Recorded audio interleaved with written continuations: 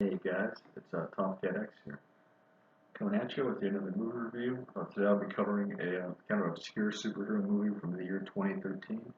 It's Sparks, and I don't know who directed it, but it's based on a graphic novel, which I haven't read, but actually I kind of want to read it now that I've seen the movie.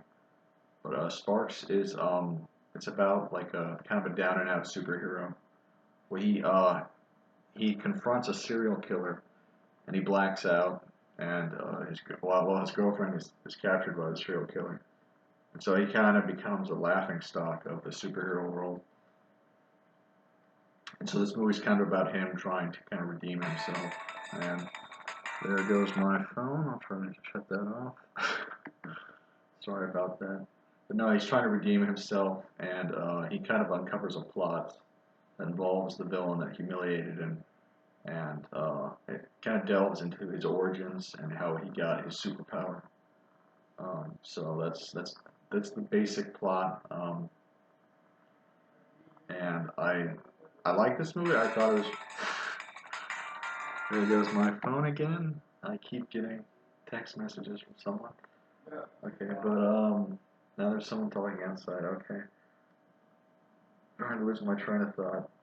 But no, this movie Sparks. It's good.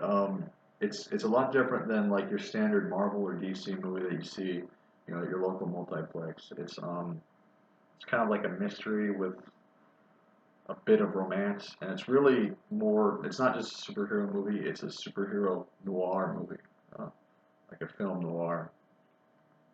And I thought that was cool, although it does lead to some slightly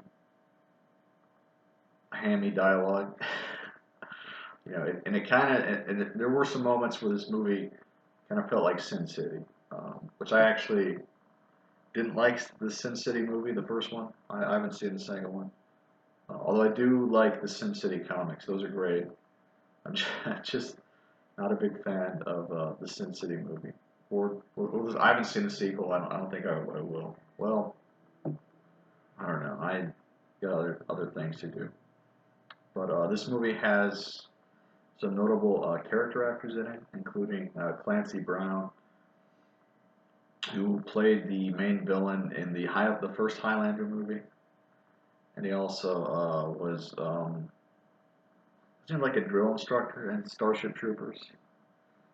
I forget what well, he was like their commander or something, but anyways, he was in Starship Troopers and Highlander and a bunch of other stuff. I think he's done some voice work for animation, but I don't know. It's kind of fun seeing him.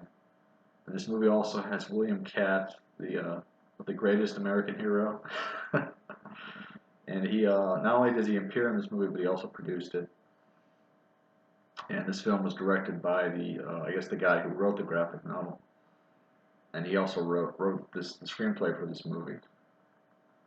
So that's something that's cool. So it's really got his stamp of approval on it. I guess it's really a labor of love for him.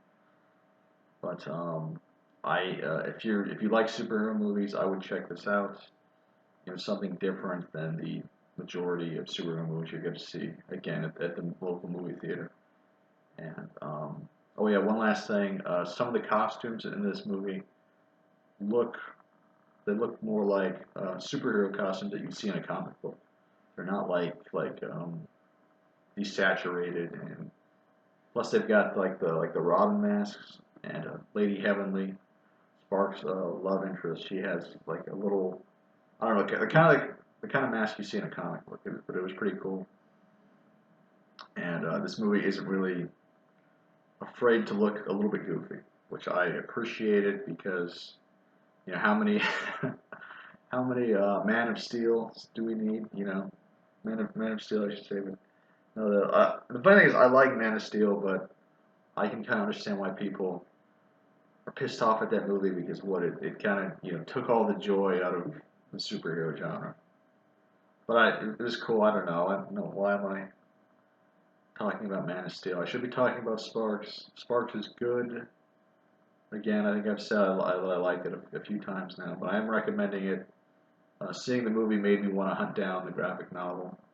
I'm gonna see if my library has it, and if not, I might actually buy it because I like this movie. So that's my review or my thoughts on Sparks. Thank you for watching, and have a nice day.